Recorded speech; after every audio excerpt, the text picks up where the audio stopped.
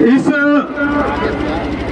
सरहुल और आप जो है सो के शुभ अवसर पर हमारी तमाम तीसरी गांवा देवरी राज धनवार से चल करके आए हुए अनुमंडल स्तर के हमारे तमाम आदिवासी भाइयों, हमारी मां बहनों और हमारे विधायक कॉमरेड विनोद सिंह जी, जय नारायण जी, गंगाराम टूडू जी, हमारे सब महतो जी जो आज इस प्रकृति पूजा को करने का काम किए हैं। और आज हम ऐसे समय में एक प्रकृति पूजा मना रहे हैं और बूढ़ा बूढ़ी थान का नए रूप से स्थापित किए हैं। तो मैं उन अरविंद जी से लेकर के तमाम साथियों को जो आदिवासी संघर्ष मोर्चा के साथ लगातार रहे, मैं उन साथियों ने जो 5 दिन मेहनत किया है, उन साथियों को मैं हार्दिक और क्रांतिकारी अभिनंदन करते हैं, जोहार करते हैं। साथियों, आज हम लोग इसलिए इस जगह पर जुड़े हुए हैं कि देश के आजादी के बाद सभी धर्मों को पहचान मिला, चाहे वो हिंदू धर्म हो, चाहे वो ईसाई धर्म हो, चाहे वो इस्लाम धर्म हो, चाहे वो सिख धर्म हो। लेकिन आज झारखंड चाहे पूरे देश में आदिवासियों को जो सरना कोड मिलना चाहिए, जो सरना धर्म का मान्यता मिलना चाहिए, ये जो सो देश का केंद्र सरकार आज तक इसको मान्यता नहीं दिया है। और इसलिए आज हजारों साथी यहाँ जमा हुए हैं। आज आदिवासियों को जो पहचान है उसको मिटाने की साजिश चल रही है, ये समझना होगा।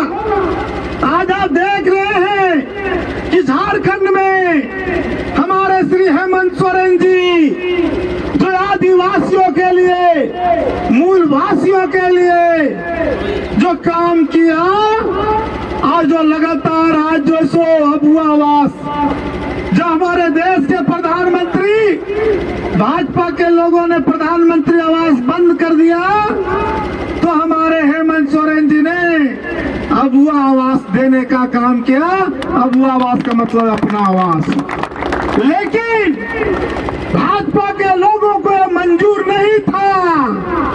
और आज हमारे वर्तमान मुख्यमंत्री श्री हेमंत सोरेन जी जेल में है, उनको झूठा जेल में भेज दिया गया है ताकि झारखंड के आदिवासियों का विकास नहीं हो। और इसीलिए 2024 में 20 मई को आपको चुनाव है इस कोडरमा की धरती पर। इसलिए आदिवासी भाइयों को संकल्प लेना है कि जो ताकत ने, जो भाजपाइयों ने श्री हेमंत सोरेन जी को जेल भेजा है, उसको 20 तारीख को बदला लेना है और एक वोट उन भाजपाइयों के खिलाफ डालना है। साथियों, तीसरी के अंदर में बाबूलाल मरांडी आज धनवार के विधायक हैं, लेकिन कोडरबाग में 3 साल से आदिवासियों को वृद्धा पेंशन नहीं मिल रहा था, तो राजकुमार यादव ने ब्लॉक में घेर करके वो बूढ़ा बूढ़ी को दिलाने का काम किया। जब आदिवासियों को एक्सीडेंट में कोई मर गया, खदान में जैसे दब के मर गया या कोई घटना हो गया, तो राजकुमार यादव और माले के लोगों ने लड़ने का काम किया, कोई भाजपा के लोगों ने नहीं किया। आज आप देख रहे हैं हमारे जो इसी बसुरिया में आपको लोकाय पंचायत के अंदर में जब वहाँ के आदिवासियों को वन विभाग के द्वारा उनको जब को हटाने की साजिश हुई, हजारों आदिवासियों ने लड़ करके उस जंगल की जमीन को, वन की जमीन को हम लोगों ने बचाने का काम किया। आज आपको सोचना होगा, हमारे साथी अरविंद जी ने सही कहा कि आदिवासियों का विकास नहीं हुआ, लगातार आदिवासियों के साथ हमला हुआ। आज दिसम शिबू सोरेन के परिवार को रोज जोर से बाबूलाल मरांडी गाली देता है। क्या भाजपा के लोगों के पास संपत्ति नहीं है? कहीं पर ईडी और सीबी छापामारी होता है भाजपा के लोगों पर? क्या सब भाजपा के लोग भिखमंगा है? तो फिर अरबों रुपया भाजपा के लोग इलेक्ट्रॉनिक बॉन्ड के नाम पर कैसे जमा कर लिया 7,000 करोड़? क्या ये भ्रष्टाचार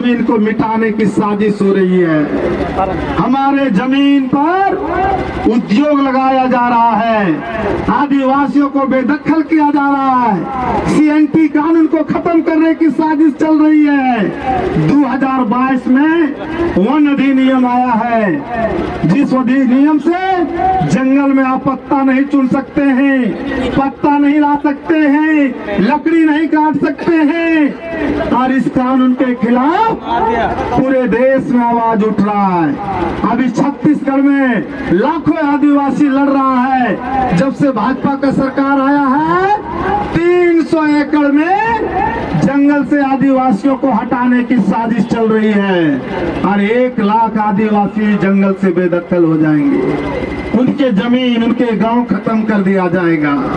इसीलिए भाजपा को हटाना है। यदि इसको आप नहीं हटाएंगे, रुपयों पर बिकेंगे, मुर्गा दारू से बिकेंगे, तो आपका जंगल रोजगार नहीं मिलेगा। ढिबरा चुनते थे, बेचते थे। यही श्रीमती अन्नपूर्णा देवी बाबूलाल मरांडी ने कहा था, कानून बना देंगे, कोई चुनने और बेचने से नहीं रोकेगा। आज श्रीमती अन्नपूर्णा देवी और बाबूलाल जी से पूछिए, क्यों नहीं कानून बना 10 साल के अंदर। आज हमारे आदिवासी लोग भूखे मर रहे हैं, हमारे बच्चे स्कूल नहीं जा रहे। एक बहुत बड़ा सवाल है, और इसीलिए जब ढिबरा चालू नहीं हुआ तो फिर भाजपा को वोट लेने का अधिकार नहीं है। आज गाँव तीसरी देवरी में एक डिग्री कॉलेज नहीं है, क्या हमारे बच्चे बीए पढ़ने का हक नहीं रखते? तो ये सब चीजें हैं, लेकिन आज हमारे लोगों को मूर्ख बनाया जा रहा है। भाजपा के लोगों ने कहा जो सो हम गैस बांट दिए। कैसा गैस सिलेंडर जो 1200 रुपये सिलेंडर हो गया, पेट्रोल 105 रुपये लीटर हो गया, डीजल 96 रुपये लीटर हो गया, कड़ुआ तेल 200 रुपये लीटर हो गया, दाल 150 रुपये किलो हो गया, आटा 17 रुपये किलो वाला 45 रुपये किलो हो गया, 20 रुपये चावल 50 रुपये किलो हो गया। इतनी बड़ी महंगाई, ये सोचना होगा। आपको लोगों कमा नहीं रहे हैं और उल्टा भाजपा के लोग कह रहे हैं हम ये कर दिए वो कर दिए, ये देश को बेच दिए। और इसलिए 2024 में यदि भाजपा को नहीं हटाया गया तो लोकतंत्र नहीं बचेगा, संविधान नहीं बचेगा। बाबा साहब ने जो संविधान बनाया था, और इसीलिए 14 अप्रैल को हम लोग गुमगी में बाबा साहब का जन्म दिवस के अवसर पर संविधान बचाने का संकल्प लेना है। और इसीलिए आप तमाम लोगों से अपील करते हैं कि हमारे जो उम्मीदवार हैं, जो महागठबंधन से भाकपा माले को जो कोडरमा सीट मिला है, एक खड़ा हो जाए, कॉमरेड विनोद सिंह हैं, इनको देख लीजिए। यही दिल्ली में जाएंगे और यही आपका जो हक को लड़ेगा।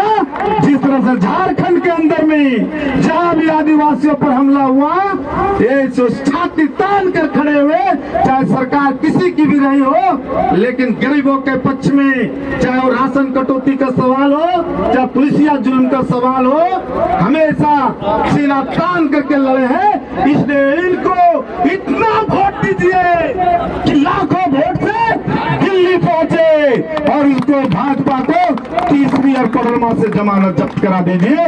यही अपील करने आए हैं। अरे सरहुल के अवसर पर जो सो संकल्प लेना है मां बहनों को, और आपका एक वोट विनोद सिंह के पक्ष में जाए, यही कहने चाहते हैं। हमारा जेएमएम, कांग्रेस, राजद, माले का गठबंधन है, और इस गठबंधन में इस बार भाजपा को देश से सुखड़ा करना। इसी आशा उम्मीद के साथ कांग्रेस विनोद सिंह को लाल सलाम। बिरसा मुंडा अमर रहे, दिल का मानी अमर रहे, सिद्धू कानून अमर रहे, मां गठबंधन जिंदाबाद, जिंदाबाद, मां गठबंधन जिंदाबाद, महेंद्र सिंह अमर